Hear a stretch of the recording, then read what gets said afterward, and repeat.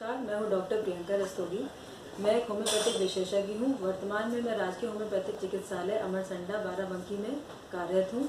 मुझे आज आयुष विभाग द्वारा संचालित आयुष संवाद मंच पर संवाद का अवसर मिला है, जिसके लिए मैं आभार व्यक्त करती हूं हमारे mission director sir Shri Rajkamal Yadav ji का, जिन्होंने मुझे ये मौका दिया। आज मैं आपसे बात करना चाहती हूँ एक ऐसे विषय पे जो कि एक काफ़ी गंभीर विषय है। एक साइकेट्रिक इलनेस है जिसे कहते हैं डिप्रेशन। डिप्रेशन का हिंदी में अर्थ है अवसाद या निराशा। अवसाद या निराशा या उदासी, ये एक मूड डिसऑर्डर है और ये काफ़ी कॉमन साइकेट्रिक इलनेस है, जिसके WHO ने भी बोला है कि ये this is the major cause of disability. और अगर हम ग्लोबली देखें तो more than 264 million people of all age group they suffer from depression.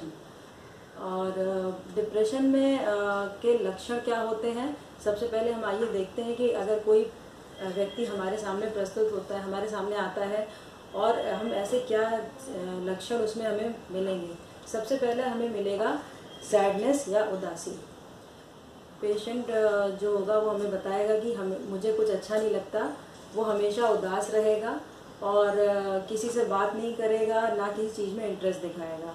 दूसरा है वही lack of interest. Lack of interest मतलब कि उसको किसी भी चीज़ में जो पहले जिसमें उसका मन लगा करता था, अब उसका उन सब चीज़ों में मन नहीं लगता है। वो अपनी डेली एक्टिविटी में भी ज़्यादा इंटरेस्ट नहीं दिखाता है। उसके अलावा होपलेसनेस कि हम फ्यूचर में उसको कोई होप नहीं लगता कि अब मेरा कुछ नहीं हो सकता, मैं आगे कुछ नहीं कर सकता हूँ। हेल्पलेसनेस का मतलब ये है कि मैं अब कुछ नहीं कर सकता हूँ, मेरा लाइफ में कुछ नहीं होने वाला है। वर्थलेसनेस कि मेरी कोई इम्पोर्टेंस नहीं है, ज़िंदगी में मेरी कोई वैल्यू नहीं है, मुझे कोई पसंद नहीं करता है। और इसके अलावा एक सिम्टम होता है पेसिमिज्म, नेगेटिव थिंकिंग कि ये काम मुझसे नहीं हो सकता, वो कहीं जाएगा फिर जाके वापस आ जाएगा, नहीं ये मैं नहीं कर सकता। उसके अलावा और सिम्टम्स हैं इनडिसिसिव कि वो डिसीजन लेने में बहुत ही कतराता है। उसको कुछ भी हम काम बोलते हैं करने के लिए तो वो एक बार में नहीं कर पाता है।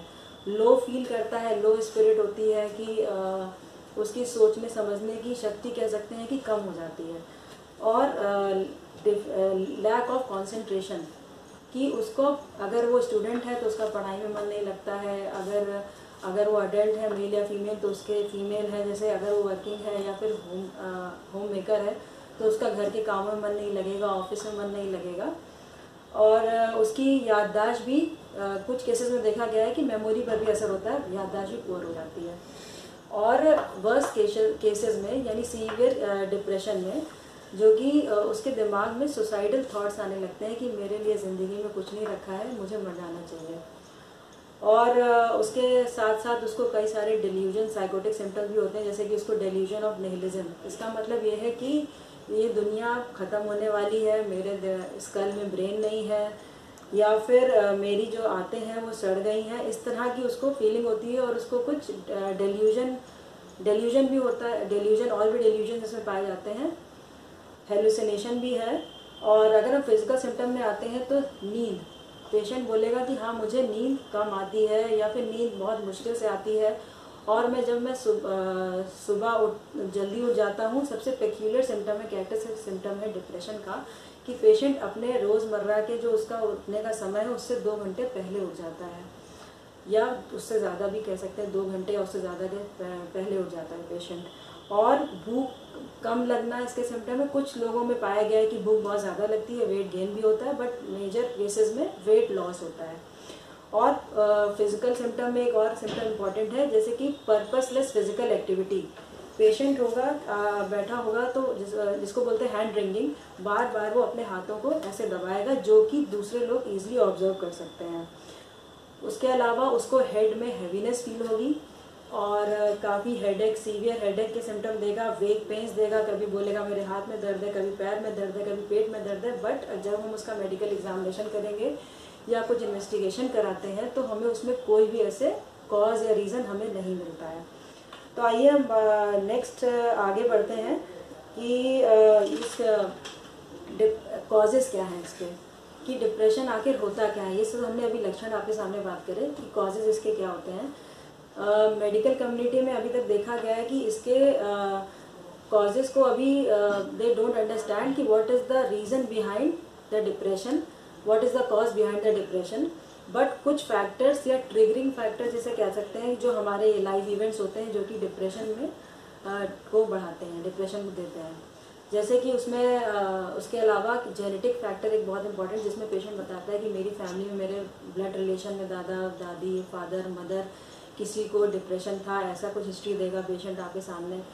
और चेंजेस इन द उसके अलावा हम बायोलॉजिकल अगर कॉजेज़ में जाते हैं तो चेंजेस इन द न्यूरोट्रांसमीटर जैसे सेरोटोनिन है, नॉरएपिनेफ्रिन है, डोपामीन है, ये सारे हमारे न्यूरोट्रांसमीटर जो ब्रेन में होते हैं, इसके चेंजेस की वजह से भी एक डिप्रेशन डेवलप हो सकता है। और अगर हम इसको कॉजेज़ में देखें फीमेल केसेस में, तो फीमेल में प्रीमेंस्ट्रुअल, पोस्ट मेनोपॉजल और पोस्ट नेटल, PND जिसे कहते हैं पोस्ट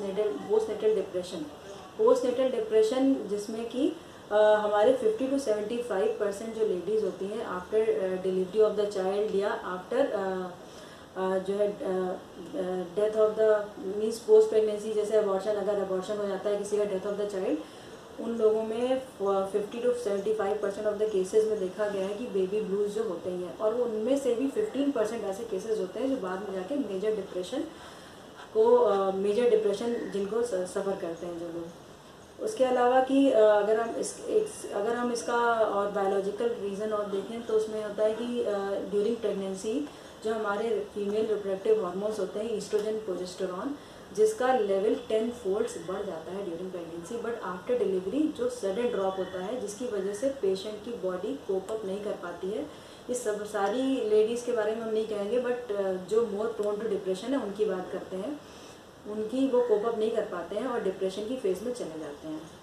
और उसके अलावा इसके कॉजेज़ में है कि किसी की अगर पेनफुल या ट्रॉमेटिक चाइल्डहुड होता है, जिसके कभी उनके साथ बचपने में कोई ऐसा हादसा हुआ हो जो अभी तक ना गया हो, और उसके अलावा कि ये हमारा sudden changes in the life है, या कुछ ऐसे इवेंट होते हैं हमारी लाइफ में जैसे कि जो हमारा जिससे हम बहुत अटैच हैं, उसकी सडन डेथ हो जाना, या फिर वो हमारी लाइफ से मूव कर जाता है और उसकी वजह से उसके डिप्रेशन डेवलप हो जाता है जो काफ़ी लॉन्ग टर्म के लिए रहता है। और डिप्रेशन हम तब बोलते हैं जब मोर देन 2 वीक, जो हमने सिम्टम अभी पहले डिस्कस किए थे, वो परसिस्ट करें, तभी हम उसको डिप्रेशन डायग्नोज करते हैं।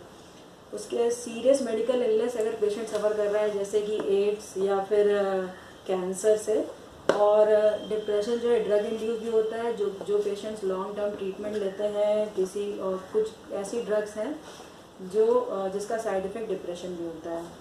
और फैमिली में कुछ कॉन्फ्लिक्ट हुआ हो या फिर उसका कुछ मेजर लॉस हुआ हो, ये सब कारण हैं जो ट्रिगरिंग फैक्टर जैसे कहते हैं जो हम डिप्रेशन को क्रिएट करते हैं, और जो वेरी करता है पर्सन टू पर्सन और एज ग्रुप के अकॉर्डिंगली।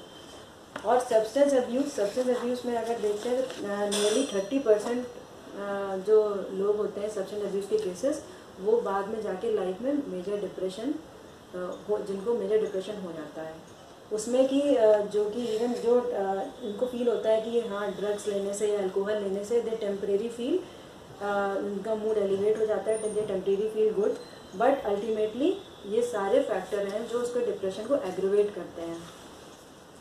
तो अब हम ये हमारे हो गए सारे, लगभग हमने काफ़ी इसके कॉजेज या ट्रिगरिंग फैक्टर डिस्कस कर लिए हैं।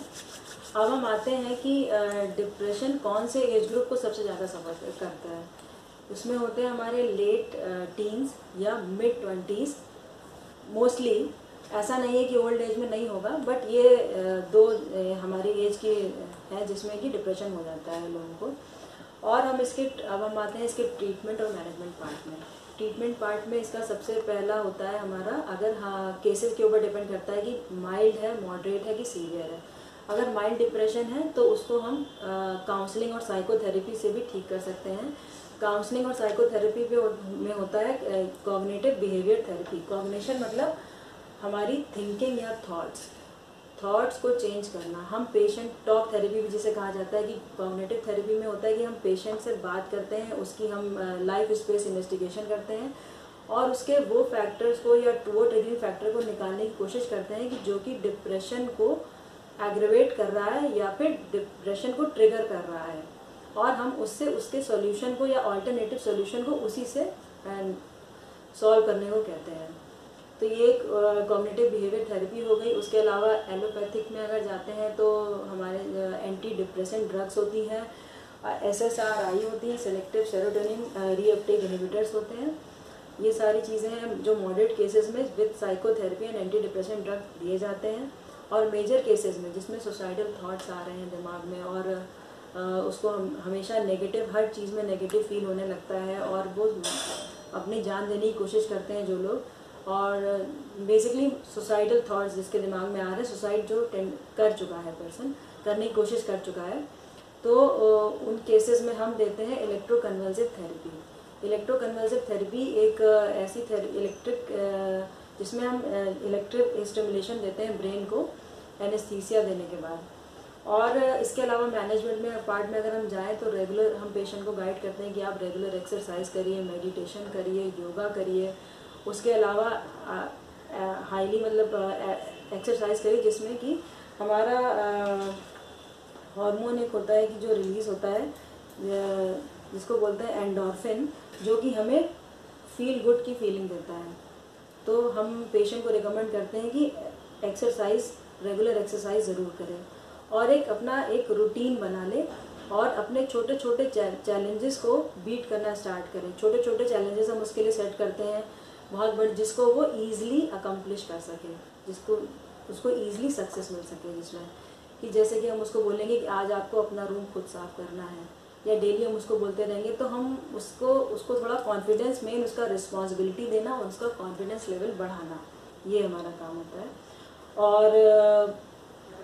और उसके ये हमारी सारे एलोपैथिक ट्रीटमेंट और मैनेजमेंट पार्ट हो गया। अगर हम होम्योपैथिक में आते हैं, होम्योपैथिक में बहुत सारी ऐसी ड्रग्स हैं जिससे कि हम अपने डिप्रेशन के पेशेंट को ठीक कर सकते हैं।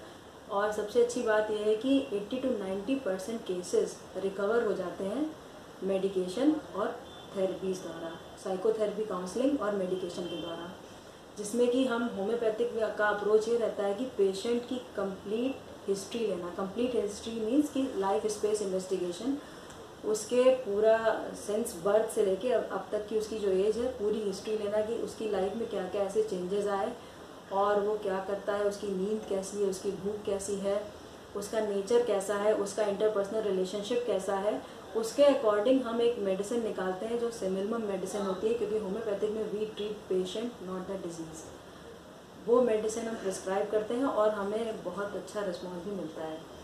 और मैं रिकमेंड करना चाहूँगी कि जो भी आपको इस तरह के पेशेंट या लोग मिले जिसके आपको डिप्रेशन के सिम्टम जहाँ पर मिलते हैं या दिखें, तो प्लीज़ उसको माइल्ड या मॉडरेट केसेस में ही उसको बोलिए कि किसी एक्सपर्ट की एडवाइस ले और जल्द से जल्द अपना ट्रीटमेंट स्टार्ट करें, क्योंकि मॉडरेट से सीवियर होने में ज़्यादा टाइम नहीं लगता है और वो कॉम्प्लिकेटेड हो सकता है केस आगे जा करके। होम्योपैथी में कुछ ऐसी मेडिसिन हैं जो हम कॉमनली यूज़ करते हैं, जैसे कि alumina, aurum metallicum, sepia, ignatia, staphysagria, cocculus, acid phos, etcetera etcetera. बहुत एंडलेस लिस्ट है, बट पूरी प्रॉपर हिस्ट्री और प्रॉपर केस टेकिंग से ही हम अच्छी मेडिसिन प्रिस्क्राइब कर सकते हैं।